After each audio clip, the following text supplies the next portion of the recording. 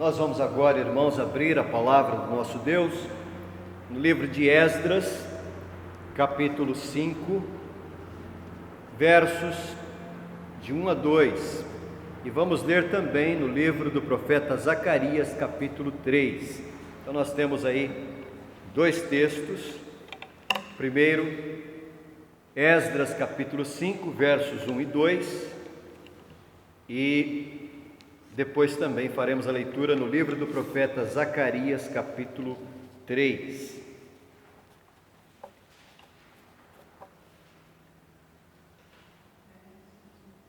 Esdras 5, versos 1 e 2. A palavra do Senhor assim nos diz: Ora, os profetas Ageu e Zacarias, filho de Ido, profetizaram aos judeus que estavam em Judá e em Jerusalém, em nome do Deus de Israel, cujo Espírito estava com eles.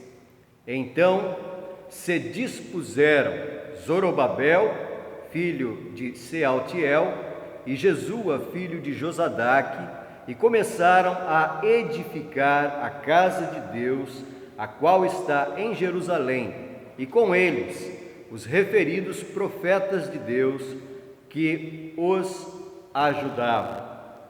Agora vamos para o livro do profeta Zacarias, capítulo 3. Zacarias, capítulo 3.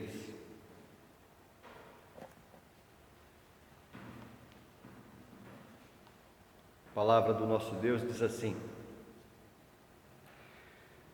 Deus me mostrou o sumo sacerdote Josué, o qual estava diante do anjo do Senhor, e Satanás estava à mão direita dele para se lhe opor. Mas o Senhor disse a Satanás: O Senhor te repreende, ó Satanás. Sim, o Senhor que escolheu a Jerusalém te repreende. Não é este um tição tirado do fogo? Ora, Josué, trajado de vestes sujas, estava diante do anjo. Tomou este a palavra e disse aos que estavam diante dele: Tirai-lhe as vestes sujas. A Josué disse: Eis que tenho feito que passe de ti a tua iniquidade, e te vestirei de finos trajes. E disse eu: Ponham-lhe um turbante limpo sobre a cabeça.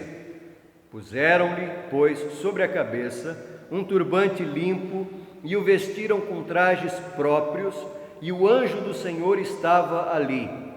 Protestou a Josué e disse: Assim diz o Senhor dos exércitos: se andares nos meus caminhos e observares os meus preceitos, também tu julgarás a minha casa e guardarás os meus átrios, e te darei livre acesso entre estes que aqui se encontram.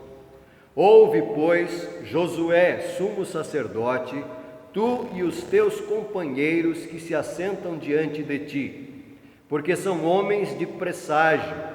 Eis que eu farei vir o meu servo, o renovo, porque eis aqui a pedra que pus diante de Josué.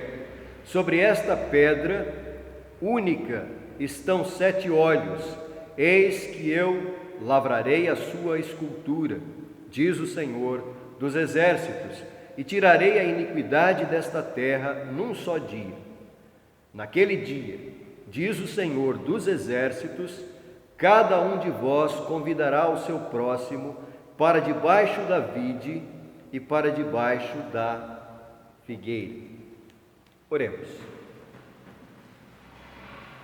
Bom Deus, aqui estamos reunidos neste dia, dia do Senhor. Reconhecemos, Senhor, a Tua bondade, misericórdia, a Tua graça sobre nós. E, ó Deus, com temor, tremor e reverência, ao lermos a Tua palavra, a nossa prece nesta hora, é para que, sob a direção do Teu Santo Espírito, tenhamos, ó Deus, entendimento da Tua palavra, não apenas entendimento, mas o desejo, ó Deus, de andar em conformidade com a instrução da Tua palavra. Nós oramos, Senhor, assim no nome do Senhor Jesus, o nosso Salvador. Amém. Amém. Meus irmãos, no contexto do livro de Esdras, e nós temos estudado por meio de mensagens este livro, o livro de Esdras, e o contexto do livro de Esdras, nós temos então o povo de Deus recebendo a mensagem da palavra de Deus através dos profetas Ageu e Zacarias. E a palavra de Deus que foi dirigida àquele povo, naquele tempo, naquele contexto, é também palavra de Deus para nós hoje. Deus fala conosco, porque a palavra de Deus é viva e produz vida, seja qual for o contexto no qual o povo de Deus esteja vivendo. A palavra de Deus tem aplicação para a igreja em todas as épocas. Quando estudamos este período da história do povo de Deus, algo que nós podemos perceber é que havia no coração desse povo um sensível sentimento de receio de pecar contra Deus. Havia um sensível sentimento e uma sensível consciência da realidade do pecado na vida daquele povo. E é possível que essa consciência da realidade do pecado, de algum modo, tenha contribuído para que esse pequeno grupo de remanescentes do povo de Israel que retornou do exílio tenha permanecido por quase 16 anos paralisado, sem avançar na sua tarefa de reconstrução do templo em Jerusalém. Isso porque os verdadeiros crentes possuem um claro entendimento de que o pecado os afasta de Deus e de sua vontade, seja qual for o tipo de pecado. Não há nada mais desencorajador, mais desmotivador para um crente do que lembrar de que é pecador.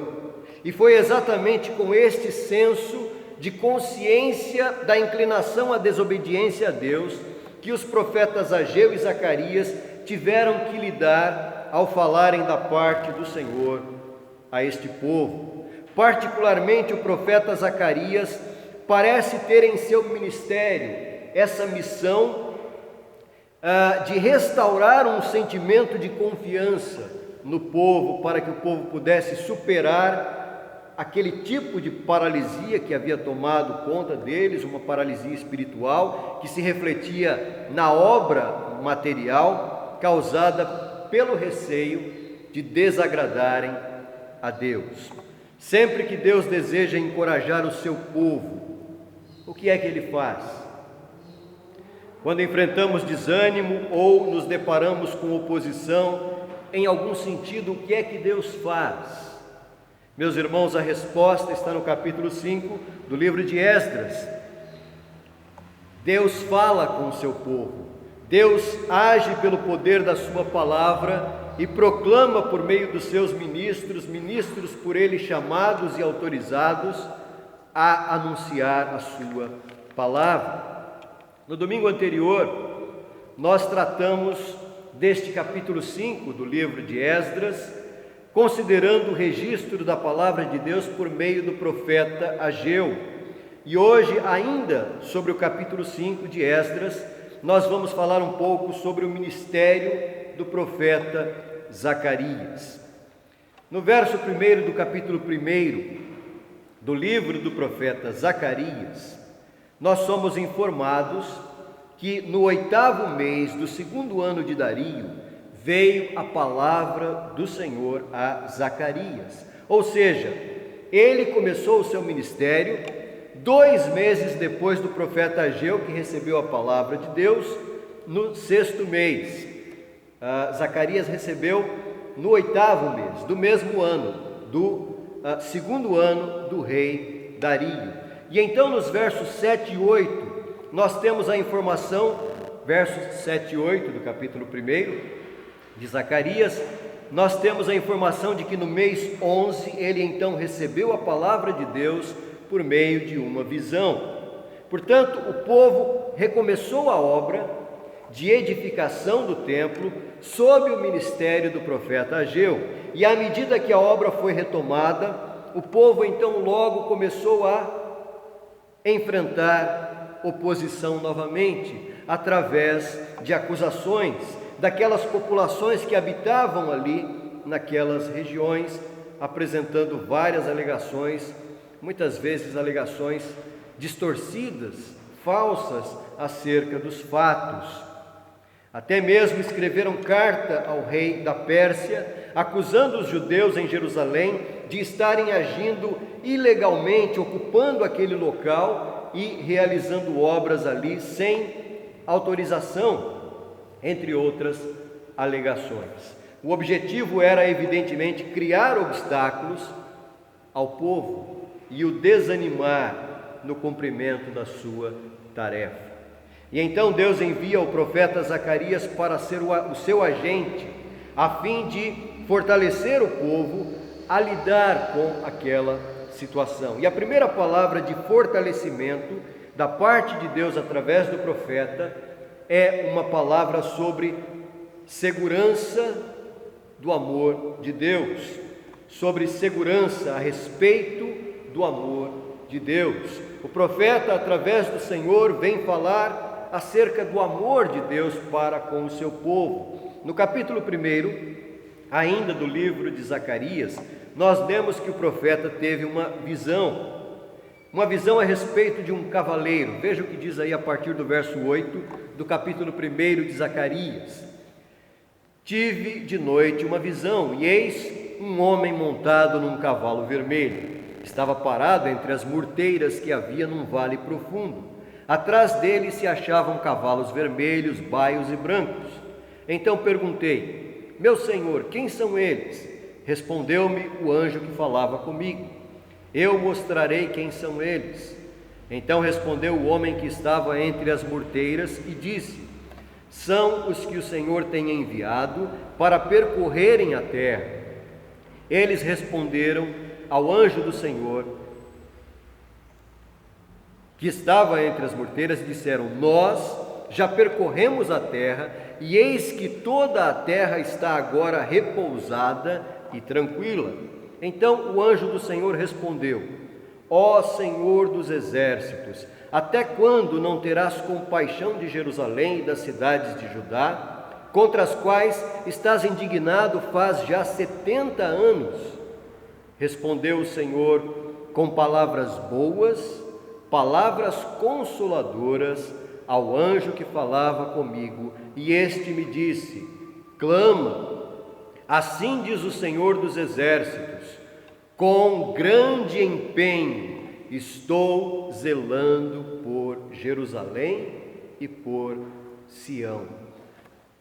Portanto, meus irmãos, a figura aqui é a de anjos mobilizados a serviço de Deus para suprirem e defenderem o seu povo espiritualmente. E no verso 13 nós lemos que o Senhor tem palavras boas e consoladoras para o povo. E no verso 15 declara seu empenho agindo com zelo a favor de Jerusalém e de Sião. Deus afirma que é zeloso para com o seu povo. E a expressão zeloso aqui, ela tem um sentido de um amor profundo. Algumas versões da Bíblia traduzem inclusive como ciúmes. Deus é ciumento para com o seu povo, embora para nós às vezes a palavra ciúmes tenha uma conotação negativa, mas nesse sentido a ideia é de que Deus tem um apreço muito grande por seu povo. Deus fica extremamente magoado quando vê o seu povo se dirigindo a outros deuses, adorando outros deuses e abraçando a idolatria ou substituindo por outras coisas, por amar e ter zelo por seu povo. Deus se aborrece quando vê o seu povo se voltando a outros deuses, quando vê o seu povo incluindo outros deuses na adoração que deve ser exclusiva ao único Deus verdadeiro. Deus é zeloso por seu povo, porque ama o seu povo com profundidade. Aliás, o zelo é uma característica própria do amor. Quando há amor verdadeiro e intenso, há zelo em relação a quem se ama. Por isso, no verso 16 deste capítulo 1 de Zacarias, a Escritura registra: portanto, assim diz o Senhor, voltei-me para Jerusalém com misericórdia, a minha casa será edificada, diz o Senhor dos exércitos. O templo seria reedificado, o lugar da presença de Deus, sinal visível de sua presença e de seu agir no meio do povo, seria reedificado. Agora nós vamos para o capítulo 8 de Zacarias. Zacarias capítulo 8, versos 2 e 3. Zacarias 8, 2 e 3. Assim diz o Senhor dos exércitos: tenho grandes zelos por Sião, e com grande indignação tenho zelos dela. Assim diz o Senhor: voltarei para Sião e habitarei no meio de Jerusalém. Jerusalém chamar-se-á a cidade fiel, e o monte do Senhor dos exércitos, monte santo. Portanto, meus irmãos, Deus estava aqui garantindo através da sua palavra que aquela tarefa confiada ao seu povo seria concretizada, porque Ele estaria com o seu povo, no meio do seu povo, conduzindo e abençoando a execução daquela obra. Porque a obra de reconstrução era extremamente importante, e ela era importante porque o Messias viria 500 anos mais tarde, e era necessário que na sua vinda houvesse um templo no qual ele viria para anunciar também a palavra de Deus, e na qual ele, no templo e na cidade de Jerusalém, ele estaria naquele lugar para cumprir as profecias a respeito dele. Ele deveria nascer na cidade de Belém, a cidade de Davi, e então, na sua fase adulta, ele iria até Jerusalém. E depois, durante o seu ministério, o Messias entraria no templo para anunciar que ele próprio é o último templo, onde Deus está presente e ativo em sua plenitude, em sua humanidade, porque a palavra de Deus se fez carne no Messias. Jesus vem para cumprir estas profecias. Por isso era importante que aquela obra fosse concretizada, que Jerusalém fosse restaurada, e assim também o templo de Jerusalém, onde muitas profecias seriam cumpridas na vinda do Messias. Portanto, meus irmãos, o templo que o povo construía no tempo de Esdras era fundamental para formar este grande quadro envolvendo o plano de salvação preparado por Deus para o seu povo. E apesar dos inimigos, apesar da oposição, a primeira palavra de fortalecimento da parte de Deus, por meio do profeta Zacarias ao seu povo, é uma palavra de segurança sobre o amor de Deus. Com grande empenho estou zelando por Jerusalém e por Sião.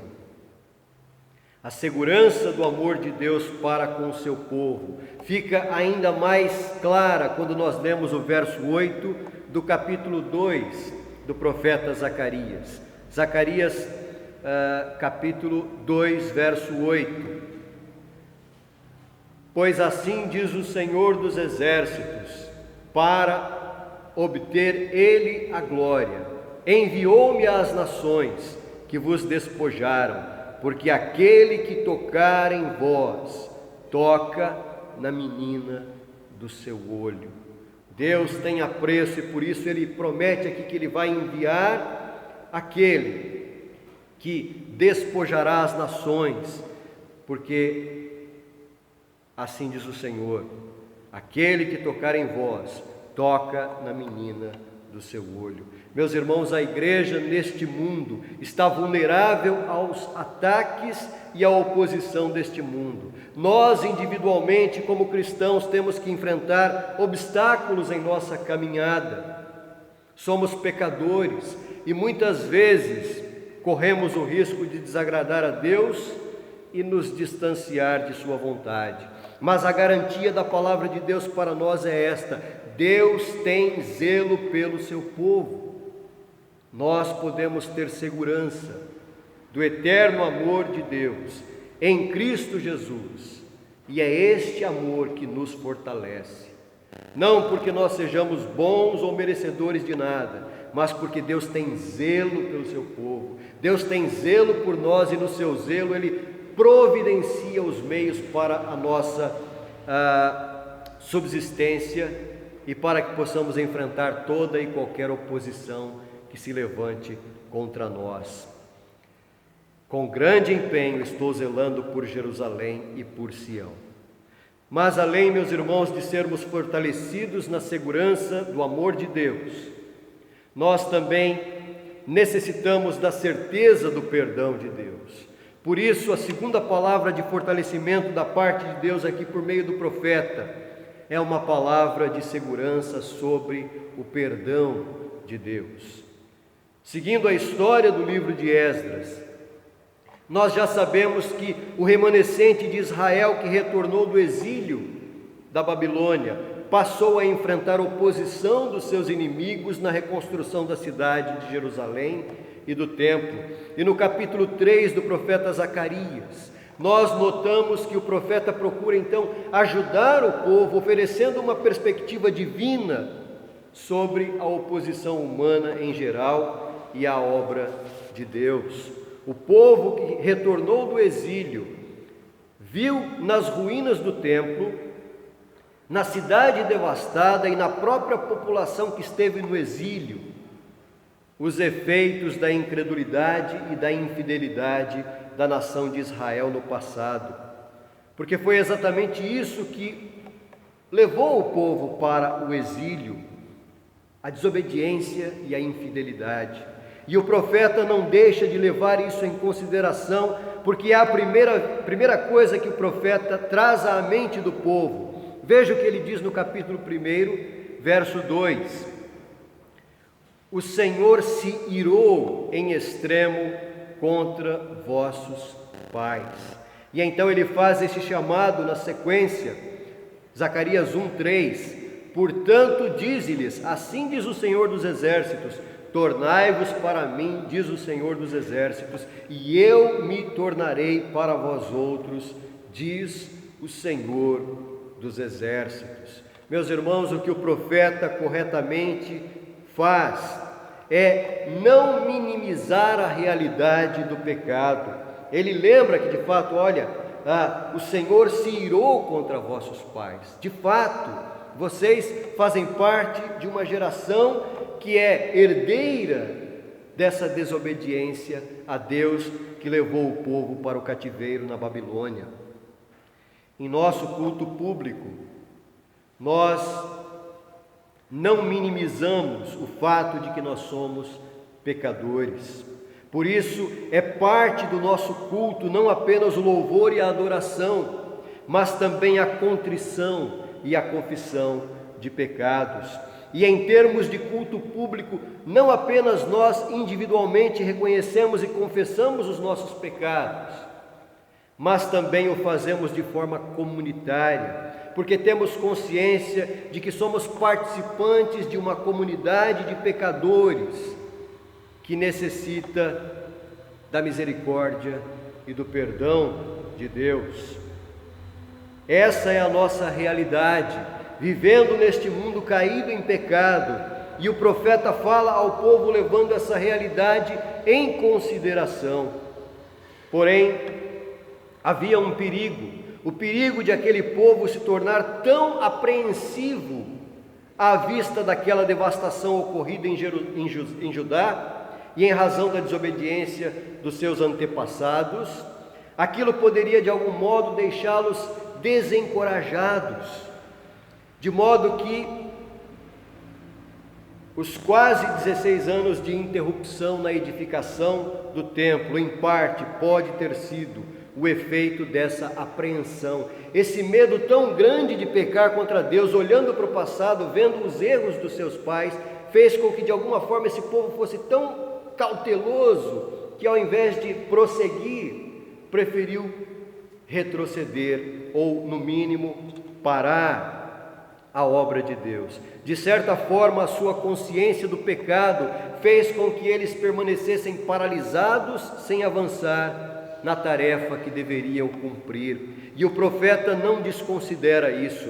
Eles estavam absolutamente conscientes dos seus pecados pessoais e de que haviam se afastado da graça de Deus. Uma parte do povo talvez nem se considerasse digna de participar da conclusão das obras do templo. Eles estavam enfrentando todo tipo de acusações dos seus adversários, e tudo isso estava de algum modo tirando a paz de suas mentes. Estavam se sentindo como culpados, e o senso de culpa os paralisava. Isso às vezes pode ocorrer também na nossa vida. A lembrança de coisas que vivemos no passado, de coisas erradas que fizemos no passado, às vezes podem nos levar a achar que somos tão indignos que acabamos por paralisar o nosso progresso espiritual em razão de tudo isso. E isso é tudo o que o diabo quer que nós acreditemos. Tudo o que o diabo quer é exatamente isso, que nós nos apeguemos aos erros do passado e tenhamos receio de prosseguir na nossa caminhada na presença de Deus. No capítulo 3 do profeta Zacarias, nós encontramos aqui o relato sobre o sumo sacerdote Josué se colocando na presença do Senhor. E o sumo sacerdote era o representante do povo de Deus. E o quadro descrito aqui é um quadro que retrata a cerimônia do dia da expiação. No dia da expiação, o sumo sacerdote oferecia um animal como sacrifício em favor de todo o povo de Israel. E depois de sacrificado o animal, o sumo sacerdote levava o sangue até o local do templo, conhecido como Santo dos Santos. Ninguém mais podia entrar naquele local. Todos os outros sacerdotes serviam em outras partes do templo, mas no Santo dos Santos, também chamado de Santíssimo, somente o sumo sacerdote podia entrar uma vez por ano para essa cerimônia do dia da expiação. E para entrar no Santo dos Santos, o sumo sacerdote tinha que estar trajado de uma vestimenta de linho branco, com uma mitra, que era um tipo de turbante na sua cabeça, um peitoral com 12 pedras preciosas, com os nomes das 12 tribos de Israel. E havia também na vestimenta do sumo sacerdote ombreiras, e nessas ombreiras também, assim como no peitoral, havia 12 pedras com os nomes das 12 tribos de Israel. Nas ombreiras também havia pedras preciosas com os nomes das 12 tribos de Israel. E tudo isso se constituía no simbolismo de que ele, o sumo sacerdote, estava naquele lugar, o Santíssimo, como um substituto, representando todo o povo, para interceder em favor de todo o povo. Essa era a função do sumo sacerdote. E estas informações, meus irmãos, elas são fundamentais para nós entendermos o significado da profecia e da história. Porque nós somos informados neste capítulo 3 do profeta Zacarias que Josué, o sumo sacerdote, estava diante do Senhor. E o texto diz que ao lado dele estava Satanás. E quando nós lemos a Bíblia, nós percebemos que Satanás, ele já esteve outras vezes na presença do Senhor. Ele estava, por exemplo, no Jardim do Éden, que era o santo dos santos no universo criado por Deus, na forma da serpente. Ele também se apresentou a Deus para falar sobre Jó, o homem íntegro que viveu ainda no período dos patriarcas, e ele também fez acusações a respeito de Jó, colocando em dúvida a fidelidade de Jó diante de Deus. E agora aqui na profecia de Zacarias, nós vemos novamente Satanás na presença do Senhor, e o que é que ele estava fazendo? Acusações contra Israel, representado ali na pessoa do sumo sacerdote Josué. E nós somos ensinados por meio desta história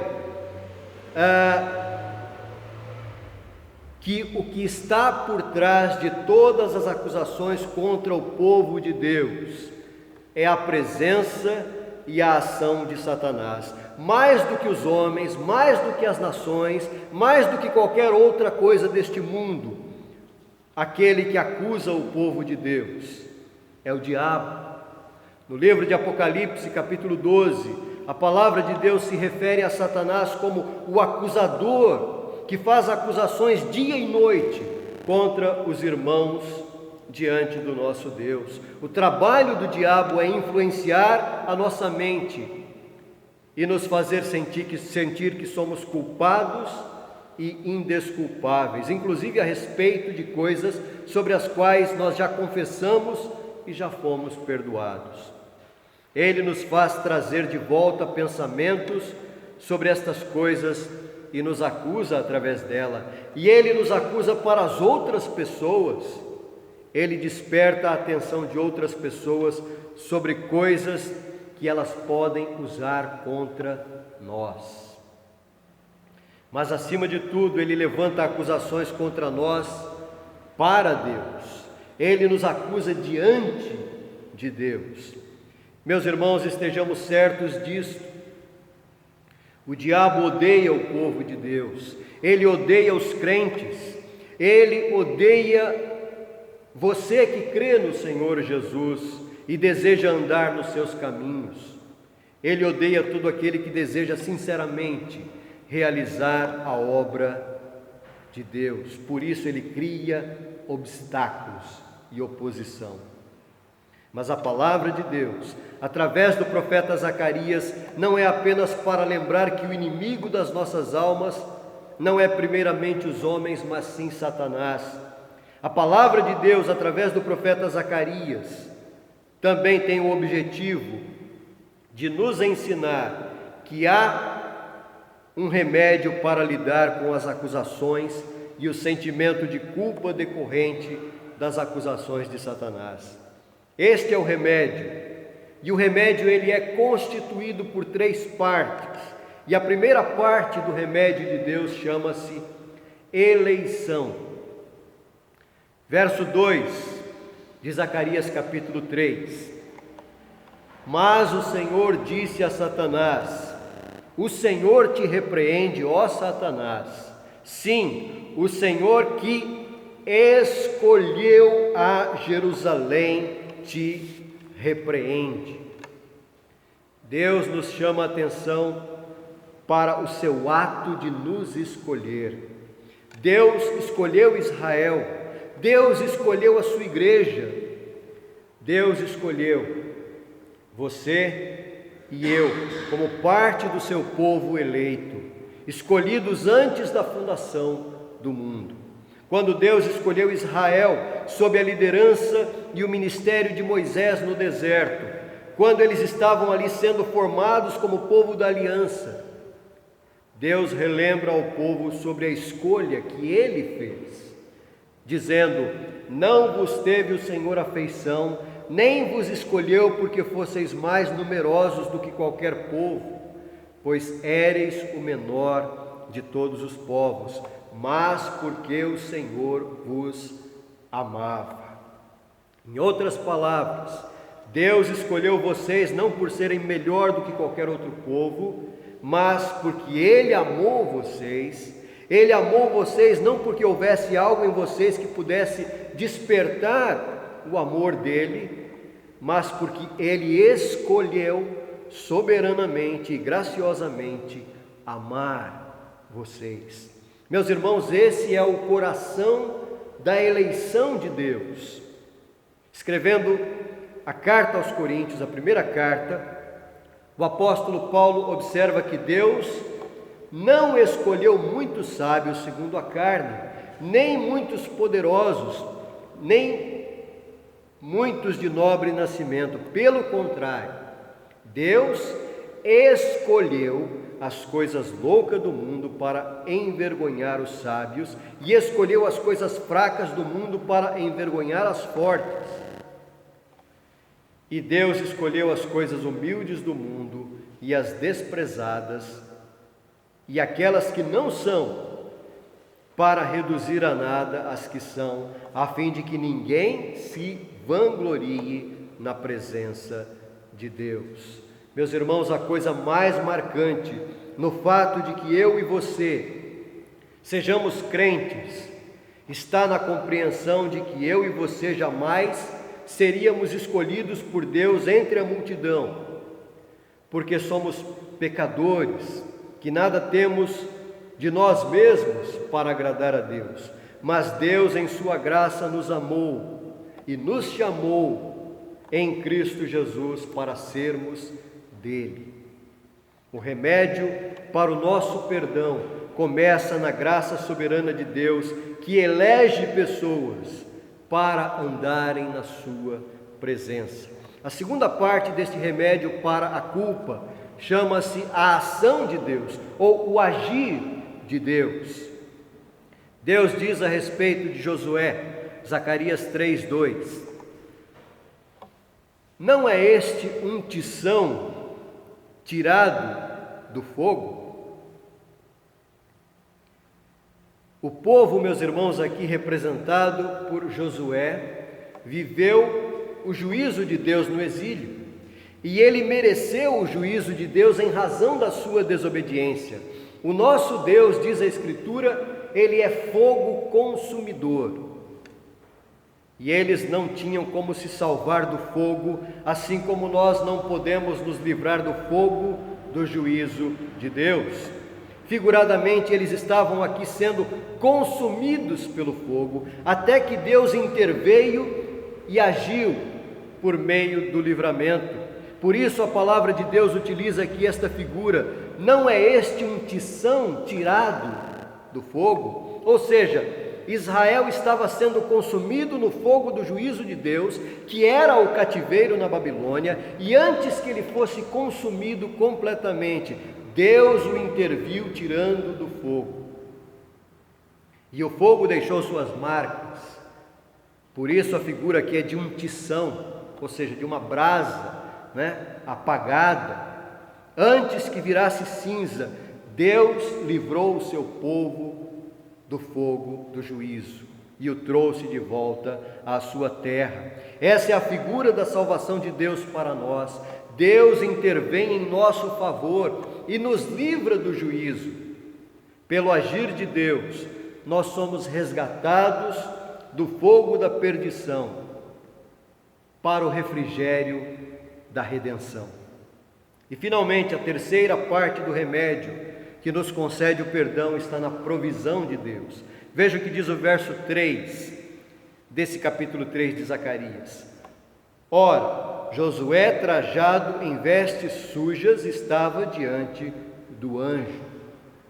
Josué estava usando vestimentas de sumo sacerdote, mas elas estavam sujas.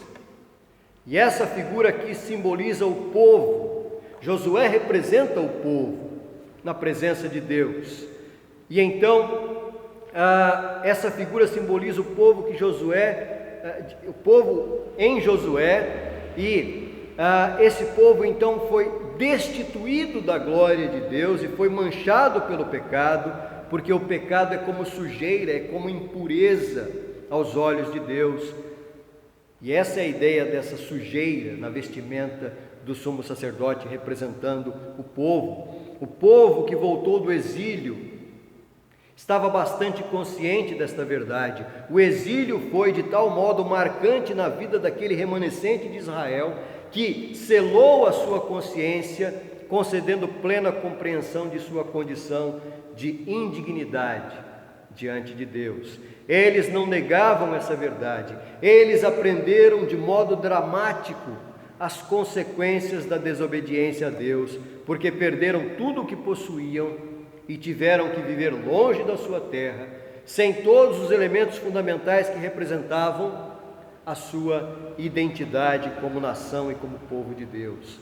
Este era um povo absolutamente consciente da seriedade do que significa pecar contra Deus. Por isso que nós vemos a partir do verso 4, é uma descrição da providência de Deus na salvação do seu povo. Tomou este a palavra e disse aos que estavam diante dele: tirai-lhe as vestes sujas. A Josué disse: eis que tenho feito que passe de ti a tua iniquidade, e te vestirei de finos trajes. O que nós temos aqui, meus irmãos, é a figura de uma mudança de condição. Josué, que estava trajando uma vestimenta suja, agora recebe novas vestes e vestes limpas. E esta figura é uma figura que aponta para a obra da justificação. Deus retira de nós a injustiça que nos cobre por causa do pecado, retira a injustiça de nós e nos veste com justiça. Deus retira de nós a impureza do pecado e nos concede a pureza e santificação por meio da obra de Cristo Jesus, o nosso substituto. É isso que Josué, como sumo sacerdote, representa aqui. Ele é o substituto do povo e nele o povo é justificado quando ele recebe trajes novos e limpos. Cristo é o nosso sumo sacerdote e nele nós somos purificados, porque ele recebeu sobre si os nossos pecados. A nossa sujeira foi lançada sobre Cristo e ele pagou pelos nossos pecados, nos tornando, portanto, justos e dignos na presença de Deus. Esta, meus irmãos, é a obra da providência de Deus na salvação. Deus nos retira de um estado de condenação e nos coloca em um estado de justificação. Justificados, pois, mediante a fé, temos paz com Deus, diz a palavra de Deus na carta aos Romanos. Deus nos proporciona encorajamento e fortalecimento em sua palavra. E em nossa vida cristã nós estamos sempre sujeitos a enfrentar obstáculos, oposição, desânimo e situações que podem levar-nos a ficar paralisados e inseguros quanto à nossa confiança em Deus. Por esta razão, a palavra de Deus que nos fortalece, ela nos fortalece com a segurança do amor de Deus. A garantia da palavra de Deus para nós é esta: Deus tem zelo pelo seu povo. Nós podemos ter a segurança do eterno amor de Deus em Cristo, que nos fortalece, nos sustenta e nos faz caminhar na sua presença. Do mesmo modo, a palavra de Deus também nos fortalece na segurança do perdão de Deus. A palavra de Deus aqui, através do profeta Zacarias, nos ensina que há um remédio para lidarmos com o sentimento de culpa decorrente das acusações de Satanás. E este remédio é composto pela verdade acerca da eleição soberana de Deus e graciosa, do agir de Deus em nossa vida e da sua providência na nossa salvação. Meus irmãos, que a palavra de Deus possa nos fortalecer de fato, que nós possamos reconhecer o imenso e grande amor de Deus por nós, Conquanto sejamos pecadores e nada merecemos, Deus, em sua graça, soberanamente, nos escolheu e nos ama e tem zelo por nós. Por isso Ele nos concede a graça do perdão dos nossos pecados, na pessoa e obra de nosso Redentor, o Salvador, Cristo Jesus. Amém.